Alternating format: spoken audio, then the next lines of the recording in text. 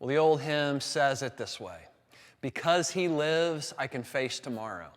Because he lives, all fear is gone.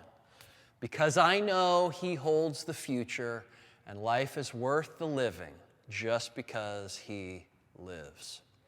Well, that's easy for us to sing because we know what happened on that first Easter morning. But if we had been Jesus' disciples, waking up on that Saturday morning after seeing him die by way of Roman crucifixion, oh my, what a terrible day that must have been. Can you imagine? Jesus the Christ, the King, was dead. All fear was not gone. Who the heck wants to face tomorrow if the Messiah, this one that we'd put all of our hopes in for centuries, is now dead? Who in the world does hold the future? This life might not be worth the living. Now maybe you're thinking, wait. When Jesus was alive, he told his disciples multiple times that he was going to die and be raised from the dead. Why weren't those disciples expecting his resurrection? Well, the disciples probably had a preconceived notion of resurrection that was likely interfering anytime Jesus mentioned his. The only kind of resurrection those disciples knew to expect from their scriptures was a global, end of human history kind of thing, where all of God's righteous people throughout history would be raised. So the resurrection of a single individual, right smack dab in the middle of human history, totally not on their radar, didn't compute. They didn't see this coming at all. So on that Saturday, they could only see defeat. Their ace in the hole was in a hole, dead.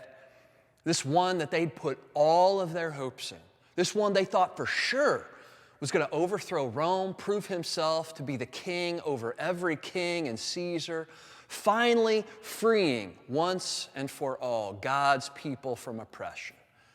He was dead. Like those two on the road to Emmaus said, we had hoped he was the one who was going to redeem Israel. And on that Saturday, all that hope had been killed, and it was lying lifeless in a tomb. He'd lost, and the enemy had won. Maybe you'd been there. Maybe you're there right now in a dark season of pain or loss where you can't yet see the light, stuck in hopelessness and defeat, despair, disappointment. Any other day, I would preach some hope at you. Any other day, I would say your despair is forgetting something absolutely central to the Christian life. Any other day, I would remind you of the victory that comes with Resurrection Sunday. But today is different. Maybe it would be appropriate for you to spend some time sitting in some despair today. Maybe turn some lights off and grieve. Sit in your disappointment and defeat. I realize how strange and disorienting that might be. But when you sit there today, you are getting just a taste of what Jesus' closest followers were experiencing on that worst, most disorienting Saturday of their lives. That day just before Christian hope was born into human history.